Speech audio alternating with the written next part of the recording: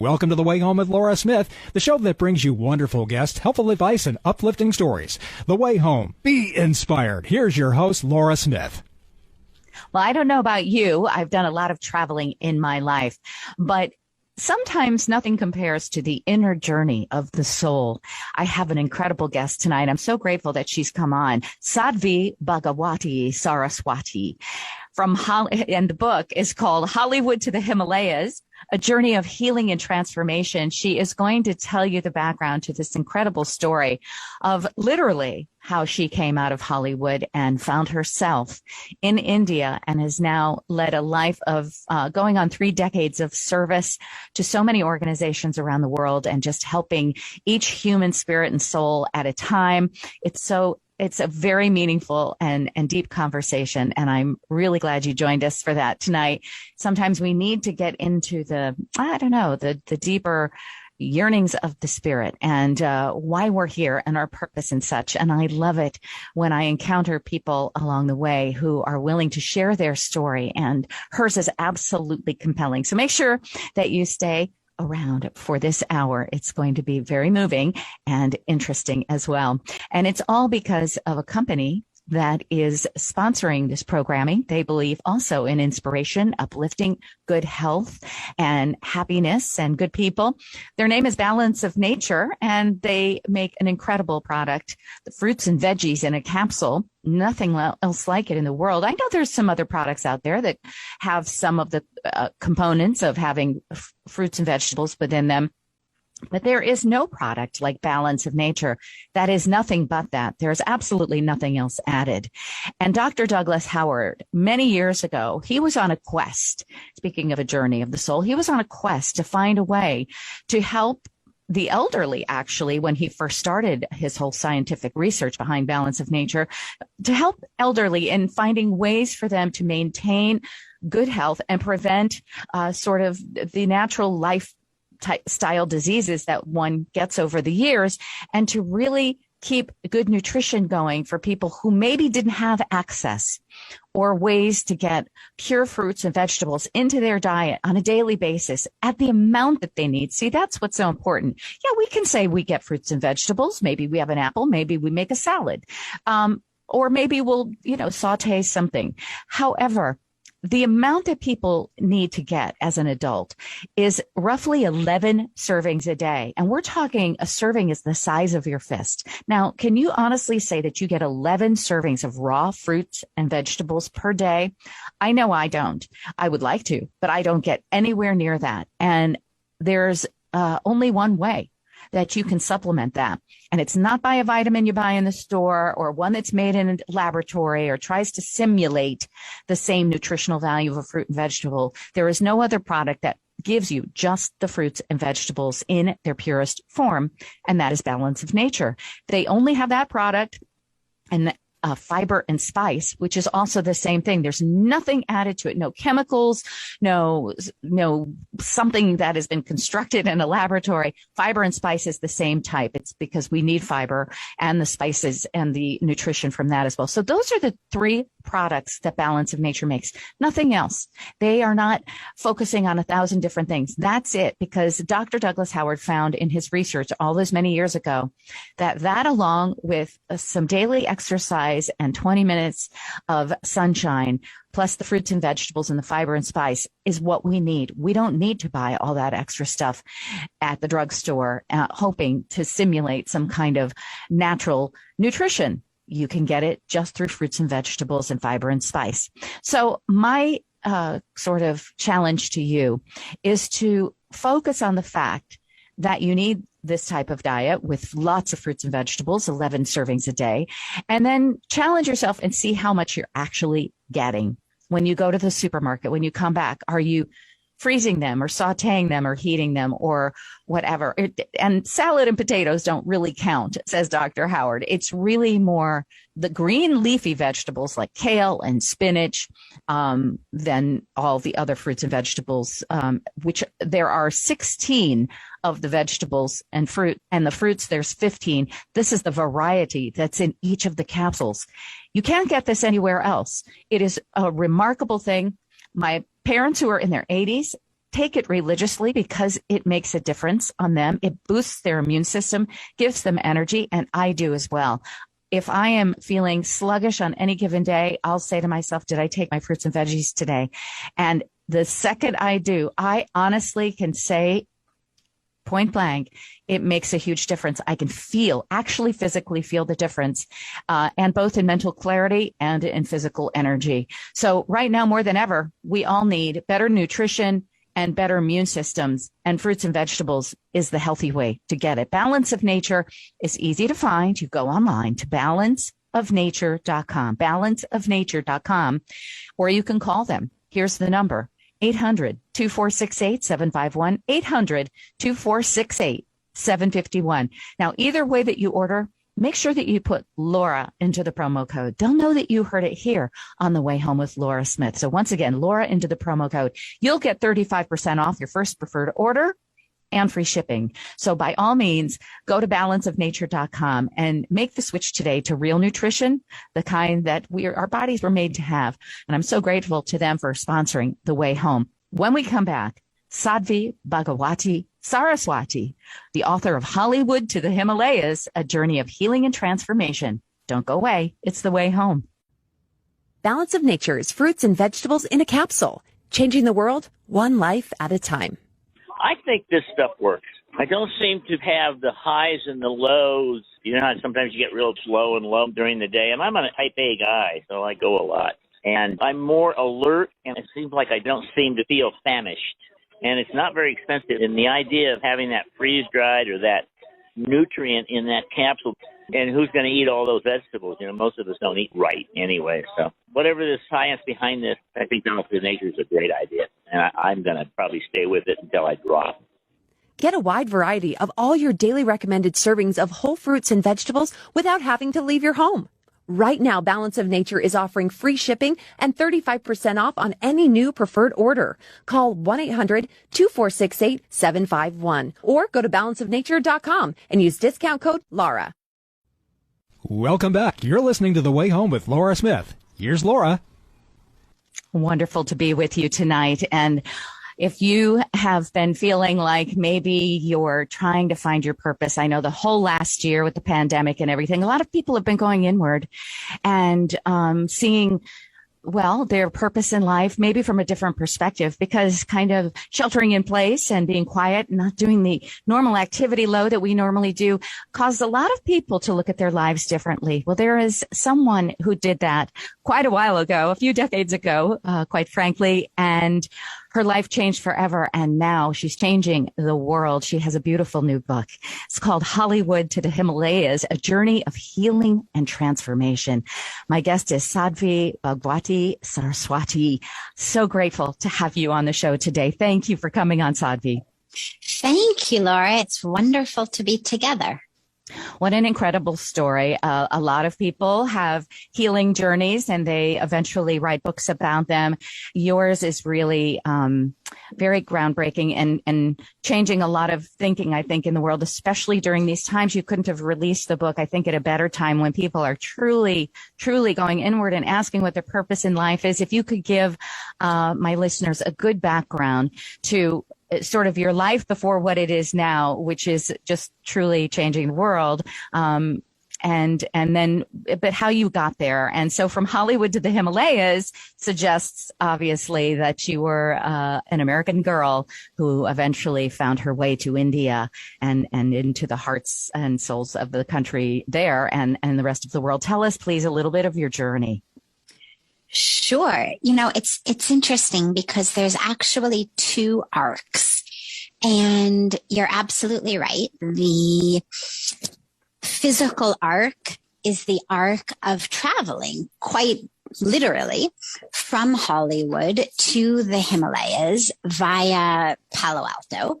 I grew up in Los Angeles, literally in Hollywood, and grew up in a world of great opportunity, great privilege. I came from an environment where I really had everything.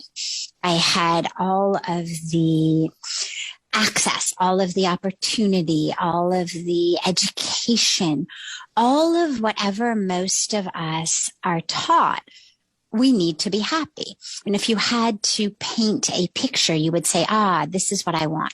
And that was really in many ways the world that I grew up in, owning the right things, vacationing in the right places, going to parties with the right people, looking the right way, going to the right schools, et cetera, et cetera. And from the outside looking in, everything really was perfect. I then went to Stanford University. I graduated from Stanford. I was in the midst of doing a PhD in psychology. And it really looked like this is a girl who's got everything. Mm-hmm. And I was succeeding. I was thriving. I was doing very well in school. I was vacationing in Europe. I was teaching English to kids in South America on a year off. That full package of what, really a life rooted in opportunity is about. And yet I really suffered. I really was suffering. I had experienced a lot of challenge and even trauma and pain and difficulty in early childhood, and carried that into my adolescence and into my 20s, doing what a lot of us do, probably the vast majority of us do, when we have any type of pain, struggle, challenges, difficulties, which is we try to do whatever we can to not feel that. We look for a way out, a solution. And most of us turn to alcohol, drugs, food, sex, gambling, shopping, Facebook, whatever our hard or soft addiction of choice might be, which is really a very well-intentioned, but obviously not very skillful, not effective means of dealing with our struggles and our conflicts. But that's what I was in the midst of. And at 25, I traveled to India on a semester off from my PhD program. My husband, I was married to this wonderful man, and my husband was on a spiritual quest. I was not on a spiritual quest, by the way. I was an academic. I was a scientist, and I just, it just had never occurred to me that this was something that should be part of my life. I was never religious, but I was also never one of those who identifies as, I'm not religious, but I'm spiritual. I wouldn't have even self-identified as spiritual. I didn't know there was something to look for in spirituality. But my husband was on a spiritual quest, and I was a very strict vegetarian.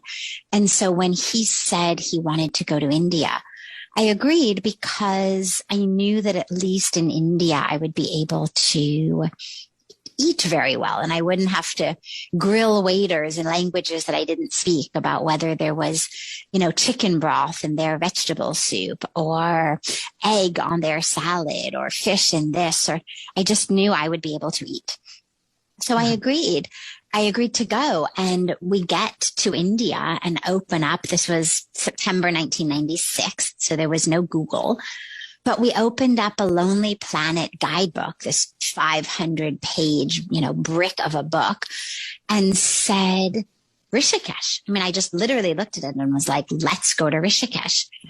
It's this beautiful place. It's on the banks of this river. I didn't know the river was holy, but I loved nature. I was always a nature person. So the banks of this river, the lap of these mountains, let's go. We get to Rishikesh, and I go down to put my feet in the river is what I thought I was going to do. And instead, the universe handed me this extraordinary spiritual experience standing there on the banks of this sacred river. And it was unprecedented. It was unexpected. But there I was sobbing in ecstasy, sobbing in oneness with all of the universe. And I knew that that was where I was meant to stay. And all I could say for such a long time was, oh my God, it's so beautiful. Oh my God, it's so beautiful. And I had no semantic framework in which to understand this. It just was so beautiful. And that was 25 years ago. And there's lots of stories. Of course, I know our time is short, but there's lots of stories of how I found the ashram I'm now living in. Actually, how a voice that I heard told me to stay there. Me, the hardcore scientist, suddenly was hearing voices telling me where to stay. And how I literally got my feet glued to the ground when I tried to walk out of the ashram. Like the ground literally reached up and grabbed my feet. It was as though there was crazy glue or quicksand or something. And I stayed, and I've been there now 25 years. And it's been so extraordinary, Laura, because in the beginning, I remember looking around and seeing women carrying, pounds of firewood on their heads back to cook the evening meal, and sweepers on the road, and barefoot children, and seeing every one of them with a smile on their face and a light in their life that no one I knew growing up in Hollywood and Beverly Hills had. And I remember thinking, there is a secret here, and I need to find what it is. And what I have been so blessed to realize is that secret is connecting with the truth of your own self, which is the divine or God or soul or spirit, or however we think about it. It has nothing to do with what your religion is or your spiritual path may be, but that truth of who you are, that either we say is the divine, or is a child of the divine, or is a reflection of the divine. But in any case, it's certainly not just a 100 or 200 pound bag of bones and flesh and skin that's constantly changing and constantly degenerating and,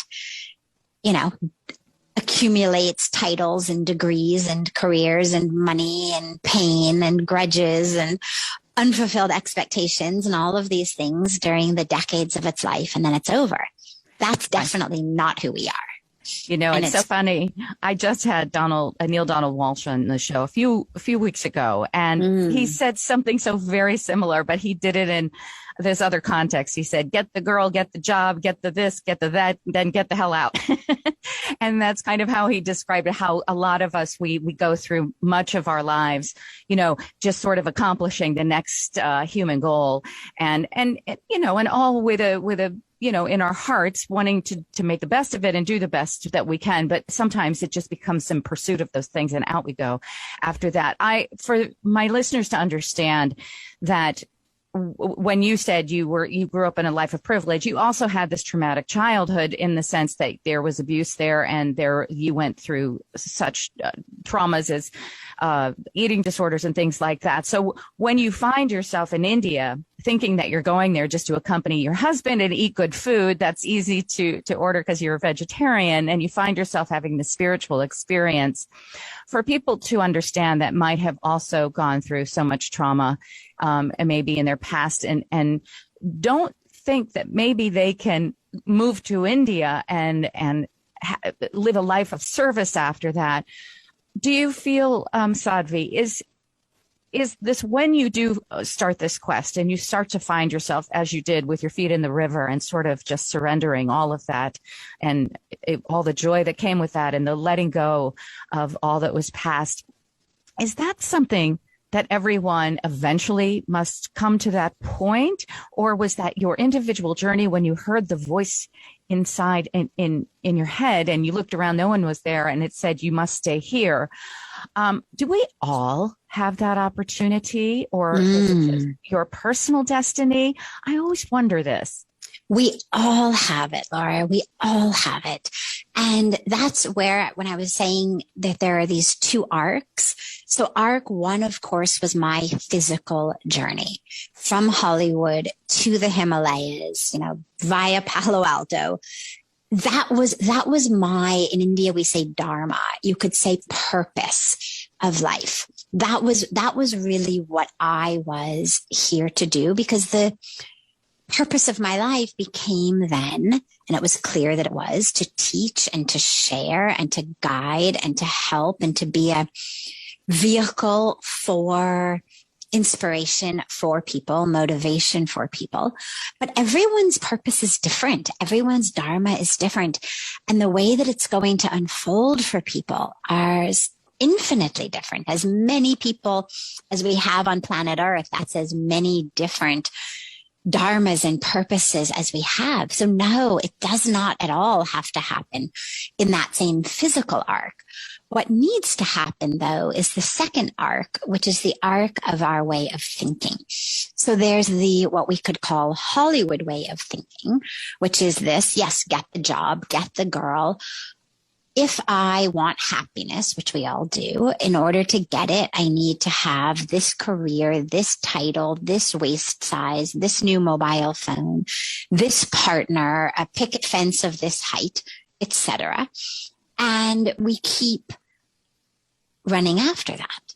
And anyone who stands in our way is an enemy, an obstacle. And the goal is always to remove these obstacles, to acquire more, achieve more, attain more. And then at the end of the day, when we're still not happy, that's when we tend to turn to food or alcohol or drugs or sex or shopping. And, it's so beautiful. Mahatma Gandhi said, what's the point of running so fast when we're running in the wrong direction? And the attainment of goals is beautiful. As you said, we've got goals. Of course, attain them by all means. We are not put here on earth to sit on the couch and eat potato chips and just wait for our dharma to fall in our laps. We are here to serve. We are here to act. We are here to fulfill our purpose. The dilemma is that because we don't know who we are, we don't know what to do. So we don't know what types of goals to have. The types of goals that a rose has are different from an apple tree, are different from a bird, are different from a caterpillar becoming a butterfly. To give apples is beautiful. To give fragrance is beautiful. To become a butterfly is beautiful. But an apple tree can't become a butterfly. And a caterpillar can't give apples or fragrance. And unless we know who we are, and unless we are able to connect within ourselves to that truth within, to that higher self, we're going to run around just doing because somebody on our social media feed was doing. And we thought, oh, well, I'll just do what that influencer I follow is doing. And we spend our lives like that. So the arc that people should take, and that I really hope they will, and why I wrote the book, is to realize you need to stop identifying as the physical body, as the shape, as the size, as the history, as the career, as the title, as the relationship. And you need to start identifying on a deeper level of your heart, your soul, your spirit, your unique purpose here on earth. And when you do that, then you shift metaphorically from a Hollywood way of thinking, which is, it's like, wax my legs, color my hair, get these extra pounds off me, to a way of thinking that is much more spiritual, as we can say. But you don't have to identify as spiritual. You just need to recognize that there is a higher truth, a deeper self, a true self in you that is not the body that just keeps changing. My guest is Sadhvi Bhagwati Saraswati. She is the author of Hollywood to the Himalayas, A Journey of Healing and Transformation. We will be right back with more You're listening to The Way Home. Welcome back. You're listening to The Way Home with Laura Smith. Here's Laura. My guest is Sadhvi Bhagwati Saraswati. She's written an amazing book, Hollywood to the Himalayas, A Journey of Healing and Transformation, and so full of wonderful truths, just like the one she's speaking now. I found it interesting that you say you find out who you are, and then, you know, in thinking about your book, so much of it is spiritual, and I'm thinking about to whom you belong. And you often, obviously, you work within an ashram, you have an ashram, and you are teaching people spiritually. Is there a divine component? Now, obviously, religion and just seeking a connection to the divine may not be one and the same thing, but do you think that that is part of the purpose of everyone, is to find out that we are all connected to this one grander Absolutely. beauty? Absolutely. Otherwise, we suffer. The myth of separation is the greatest cause of suffering in our life. We feel separate from God, again, by any name, any form, however we conceive of the divine. We feel separate from God. We feel separate from each other. We feel separate even from our higher selves. We feel separate from the planet. And so we suffer. And then we bring suffering unto others because we see them as other and separate.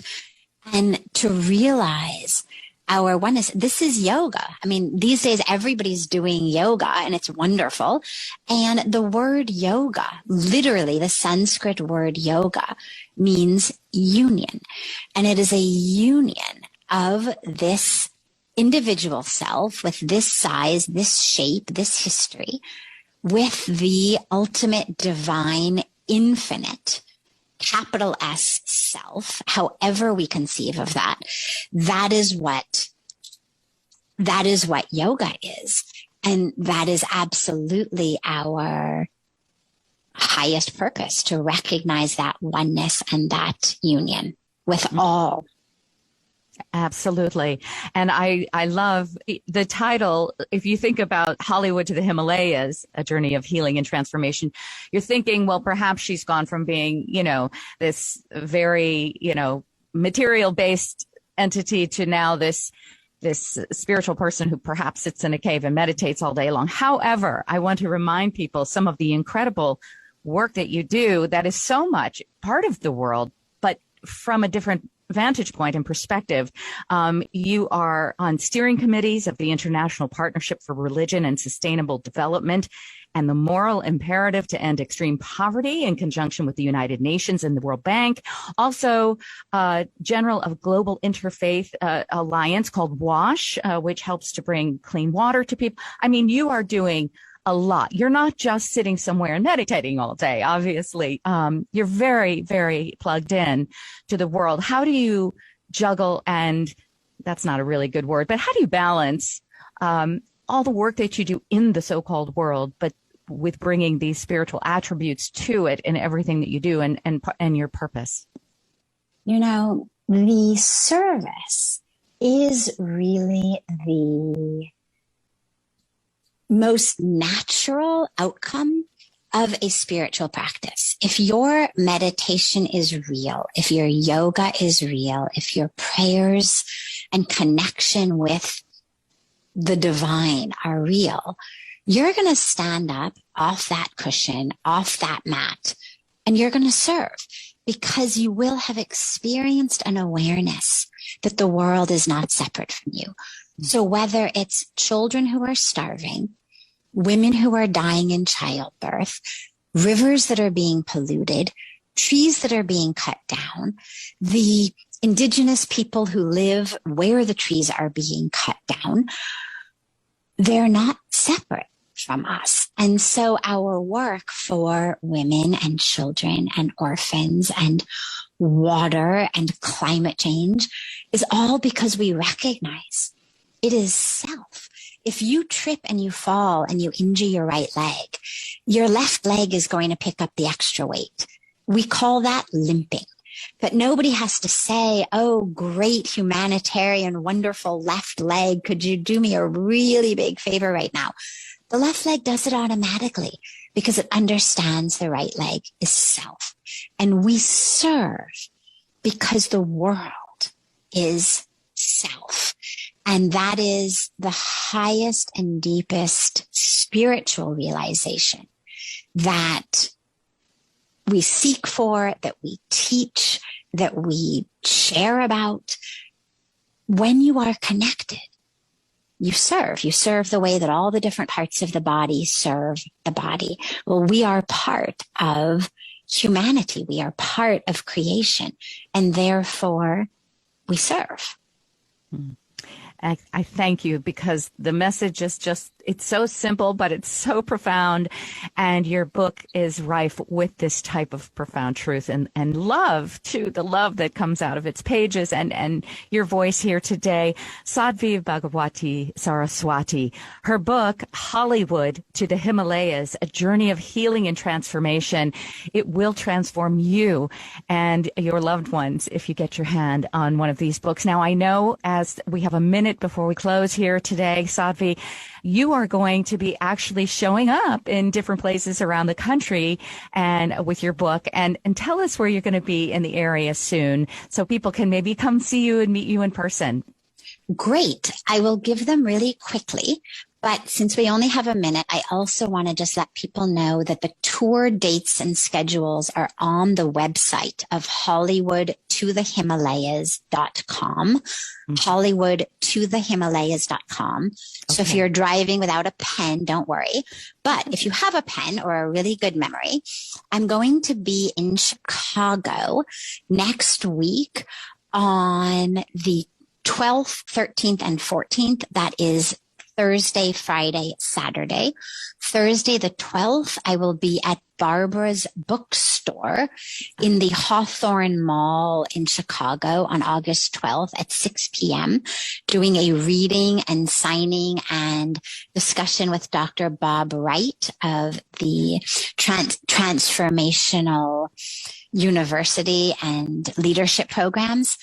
I will then be at Essence of Life in Chicago on Friday the 13th with my guru as well. He will be there as well from India on Friday the 13th at Essence of Life in Chicago.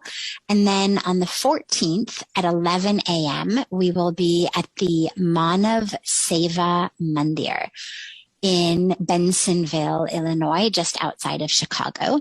And lastly, fast forwarding to September, but also still kind of in this area, I'll be in Connecticut, in Southport, Connecticut, at the Trinity Church Spiritual Center on September 9th. And in the interim, there'll be lots of places in New York and Philadelphia and New Jersey and other places that people can see on hollywoodtothehimalayas.com. Okay. Oh, I love that. hollywoodtothehimalayas.com. You can get all the schedule there. But it has been a beautiful, short, but deep and loving journey that you've just taken us all on here on the way home. Sadhvi Bhagawati Saraswati, and your incredible book, Hollywood to the Himalayas, A Journey of Healing and Transformation. I wish you the most love and blessings on your journey this year with the book and beyond forever. Thank you so much for joining us today. Thank you so much, Laura. It's been really beautiful. Oh, my honor and privilege. God bless and thank you. We'll be right back. You're listening to The Way Home. Don't go away. Hi, here's a minute of purpose, improving your life 60 seconds at a time. There's a saying that goes, you can't pour from an empty cup. That's why self-care is more important than ever before. Don't say you're too busy. A little time out will make you healthier and more productive. Here are some fun ways to do a self-care day. Start by getting out of your quarantine outfit and revisiting clothes that make you feel good. If you like to read, pick up a favorite book or magazine. Just avoid anything that feels work-related. Throw a dance party in your living room, revisiting your favorite songs, or create a movie marathon with titles that make you smile. Nature's always a good remedy for what ails you, so take a walk. On that note, disconnect from the screens and just take in what's going on around you. The point of taking time for yourself is to bring you back to your world, refreshed and ready. So plan your next self-care day and refill your cup. This has been your Minute of Purpose. Find more now at nowwithpurpose.com. Welcome back. You're listening to The Way Home. I'm Laura Smith. Well, I don't know about you, but I did a lot of things differently during the pandemic last year. And especially when we were really, really kind of in lockdown for a while and sheltering in place, I noticed that my bank account was actually doing better than it normally had. And I think one of the main reasons was I wasn't going out to dinner like 3 or 4 nights a week. And so that was really kind of an interesting thing for me. And then as the world started opening up again, I found that, well, my habits hadn't really changed. I still go out to dinner a few nights a week. And so as the summer comes now and we're in the middle of it, I find myself kind of spending a lot of money like I used to. And I wish I was a little bit more measured, a little bit more responsible, I would say, with my money. I have a guest today that's going to help us do just that as America is reopening. Help us keep an eye on our wallet, our spending habits, and so forth. Jason Gahn is here. He's a financial expert and credit card executive at Bank of America. Jason, thank you so much for saving us today. Thanks for having me, Laura. Yeah, tell us, I know you have a lot of tips, and you do well with helping people figure out not only ways to save, especially this summer. As I said, a lot of the country is back open at the moment. People are spending again. I know that a lot of people are renovating their homes. I'm one of them, and just really, truly spending again. Tell us some great tips for saving, and also I know you have some good credit card advice and how to choose the right ones. Yep. Yeah, go ahead. Right. Well, thanks, Laura. And you're not alone. To your point, people are, spending. We're going back to the things that we like to do, going to restaurants, going to the mall. Some people are traveling. And we did a survey recently where 40% of consumers said they've increased their discretionary spending, just like you have, over the last 6 weeks. But I would say that they're doing it responsibly.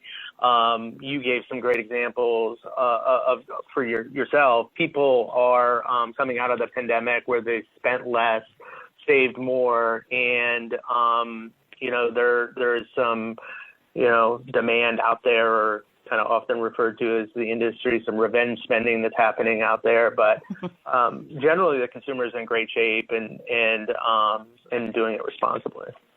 Absolutely. Well, that's good to know. I personally got a new credit card this summer, and the only reason I got it was because it was offering 2% back on every dollar spent. I hadn't had a credit card like that before, and so it really kind of incentivized me to do it. What kind of tips do you have for people who are looking for a credit card? Some are really offering great deals. Others aren't so much. Yeah. So, I think it's, looking at how you spend and making sure that you're getting rewarded for it. You could spend on, with cash or with checks. And the fact of the matter is you're not earning any rewards on that type of behavior. And by putting those purchases on a credit card, you can get, in your example, 2% cash back. We have a program that has 1.5% cash back, but if you're a member of our Preferred Rewards program, you can earn actually 2.62% cash back on our Unlimited Cash Rewards card. So a little bit better than what you have, wow. But yeah, there are a lot of great deals out there, and people should be doing the research, particularly if they haven't, researched that in the last 3 to 5 years, because rewards have gotten more lucrative for consumers. Yeah, as interest doesn't pay as well in the banks, these credit cards are, being really helpful. As I mentioned before, renovating a home this year. And so I put on my really big, I had to go out and buy, flooring for a whole house. I put it on that credit card. I've made almost $700 in the last 4 months, not even 3 months, just by doing that.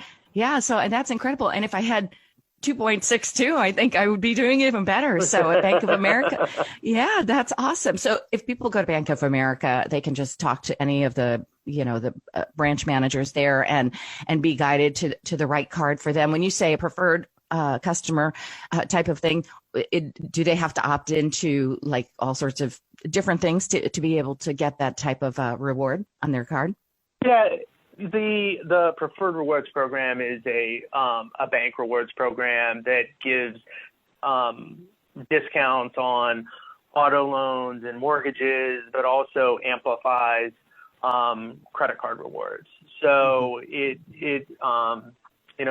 requires you to have a Bank of America checking account and a certain deposit amount. You can go to bankofamerica.com/credit cards and search preferred rewards, and you can find all that you need to know about that particular program. That's wonderful to know. And just in terms of being able to keep track, what kind of tools and tips do you offer and suggest for people so that they really can keep, my mother still keeps a checkbook and does all the addition by hand and, down to the cent. And if she's off by 3 cents, she and my dad are up in arms. They're like, how did that happen? And I don't think I've written in my so-called checkbook since I was in college. So how do people really stay on top of what they're spending? Yeah, we've definitely evolved from the check ledger, and we have a lot of great tools at Bank of America. We have a spending and budgeting tool that is in, our online application that allows you to keep track of your spending as well as your savings. You can go into your mobile app and look at how you're earning rewards basically on a daily basis, if that's what you're into. But it really keeps, helps you, the mobile app really helps you keep on track of the things that you're spending on. And, I think all of us, as we emerge out of the pandemic, are going to be spending differently. For the last year, we haven't been spending on restaurants, we really haven't been spending largely on clothes. And it just will help you better understand kind of which categories are going up, which categories are going down, and making sure that you're, staying in a place that's manageable for you and in your household. Absolutely. Really important stuff. Jason Gaughan, financial expert and credit cards executive at Bank of America. What's a great website for us to go to? Is it just bankofamerica.com? Bankofamerica.com. Easy enough. And you can find different ways to help budget save, tips for spending, and so forth. Thank you for getting us back on track for this summer. I appreciate it. All right. Thanks for being on the way home. Thanks, Laura. Have a great summer. You too. Have a great summer. You're listening to The Way Home. We'll be right back. Balance of Nature's fruits and vegetables in a capsule, changing the world one life at a time. I'm an old guy who takes really good care of himself. When I found your product, I was really glad because if the fruits and vegetables aren't available in the stores, this product is there. But also for the emergency storage situation, if it should be needed when fresh fruits and vegetables are not available through the supply chain. I'm 75 years old, and, I pump iron, walk 5 miles up hills. I feel a lot younger than I actually am, and Balance of Nature has something to do with that. Get a wide variety of all your daily recommended servings of whole fruits and vegetables without having to leave your home. Right now, Balance of Nature is offering free shipping and 35% off on any new preferred order. Call 1-800-246-8751 or go to balanceofnature.com and make sure to receive this special radio offer by using discount code Laura. Welcome back. You're listening to The Way Home with Laura Smith. Here's Laura. Wonderful to be with you. And it was so inspiring to have Sadhvi Bhagawati Saraswati. Say that 3 times fast. Hollywood to the Himalayas, a journey of healing and transformation. What an amazing woman who truly, talk about transformation and what she came from to what she is doing in the world today. And it gives you a lot of courage to go and do your own inner searching of yourself to find out what your purpose is. So I'm so grateful to be here tonight with my guru of good news. Now, I say guru, I feel a little bad now because we actually had one on the radio with us tonight, and I don't take that lightly whatsoever. It is really of deep reverence when you call someone a guru. They are a teacher of the highest order. And so Jimmy, you do that, though, with the good news. It's always wonderful to have you. Thank you. Going out in the world and finding all those great stories, because as far as I'm concerned, hearing good information and happy, uplifting information is just as important as anything in life. And thank you to Bob Small, my engineer, tonight and every night on the way home. Oh, you're a sweetie. Wow. Yes. Thank you. I'll take it. I may not be a guru, but I'm definitely, I'll be happy to be a sweetie. There you go. Anytime. So thank you so much. What do you have for us tonight, Jim? This first story, I can certainly relate to in many ways. I'll tell you about it. It's a 7-year-old elementary school student from Rhode Island whose name is Rowan Montgomery. That's Rowan spelled with a Y, Rowyn. And like many young kids of his age, yours truly included, many, many years ago, was bullied in school. And so he did something that I wish I had the wherewithal and the technology to do many, many years ago, how to deal with bullies. He did something very inspirational. There's that magic word. He did, if you will, no pun intended, decided to channel his feelings about bullies by doing inspirational videos to help other kids who might be bullied to not feel alone. And I had a chance to watch some of these videos. There are about 4 of them on YouTube. The name of the title is called Rowan with Rowan. You can find that on there. These are about 30-second to 1-minute vignettes. And it talks about everything from self-image to anxiety, going back to school. Just designed to make these kids feel better. And he decided to do this. And he's just a sweet little kid. He was bullied because his eyes looked a little bit different. It was something like that. But he just felt this is a great way to help others. Not only not feel alone, but hey, I'm with you. I'm with that struggle. I went through the same thing you did. And it's gotten hundreds of hits. So I would certainly recommend, if you are on YouTube, go to that page, Rowan with Rowan. And his mother just is so impressed by this, the fact that he just was wise beyond his years to go and do something like this. And good for him to turn that all around.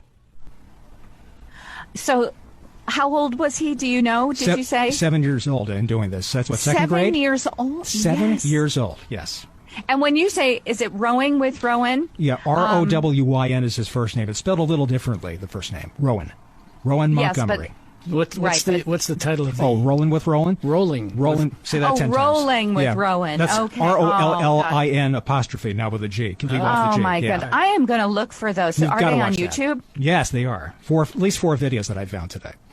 Do you know what? He has amazing parents, and he is also amazing because sometimes I think probably if you're, when you're bullied, and you said you personally went through this, Jim, I would imagine that the impulse is just to retreat and to be as invisible as possible to try to, help mitigate that. So here he does the opposite. He goes out visibly in front of it and tries to help and inspire other kids. What an amazing child. I am definitely looking him up on YouTube when we just get the courage to do that. I mean, like I said, we didn't have the technology back then when it happened to me. I mean, there was no YouTube, there was no Facebook, no social media. I mean, how do you respond? I mean, everybody responds in their own way, and unfortunately, I didn't have something like that maybe to do that, so maybe some therapy. But good for him. I love it. I absolutely love it. We'll definitely check it out. Rolling with Rowan. All right. What else do you have for us? I know you got some more there. Oh, I do. You know that. Well, anyway, we're going to talk about this Wisconsin family, and this is a reunion with their furry 2 years in the making. This happened 2 years after the dog was missing. The dog's name is Payday. And what happened was this family in Wisconsin, I don't know how the dog was missing. Nobody knew what happened. Well, anyway, one night, Dwight, who's the father of the family in the house in Wisconsin, was watching the news like he does every single night. And normally he just turns off the news before, I guess, the last segments before the kickers. Well, they have a segment called Adopt a Pet. And it just so happened, maybe it was fate or just simply the fact maybe he forgot to turn the television off. There is a photo of this dog. It was a brown dog with an adorable underbite. He recognized it, name of Payday. He said, "This is the one. This is the one that's been missing. We've got to go get that dog." So shortly thereafter, they contacted the Wisconsin Humane Society, WHS, and they eventually got to be reunited with this dog after 2 years because, let me explain here, the daughter, their now 12-year-old daughter, they originally got Payday because that daughter had lost a dear, dear friend and was heartbroken, needed some companionship, so now this dog was missing for 2 years. Now they're all reunited, and as Peaches and Herb says, it feels so good. Well, anyway, the Humane Society uploaded the reunion video on Facebook, and the family is just so relieved. I mean, the miracle of miracles. They could have gotten another dog, but because they found this on television, they were able to see that dog and be reunited once again.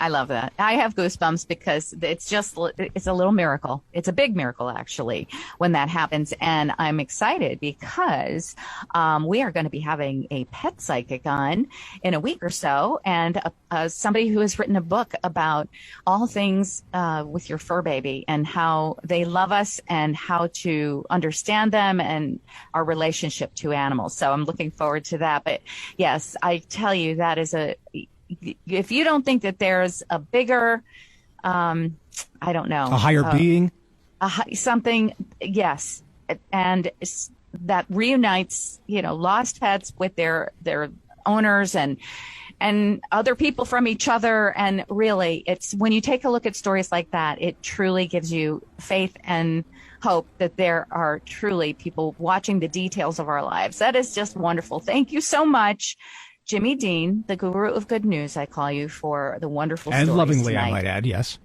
Yes, and lovingly. And Bob Small, engineer, the best of the rest of all of them. Thank you.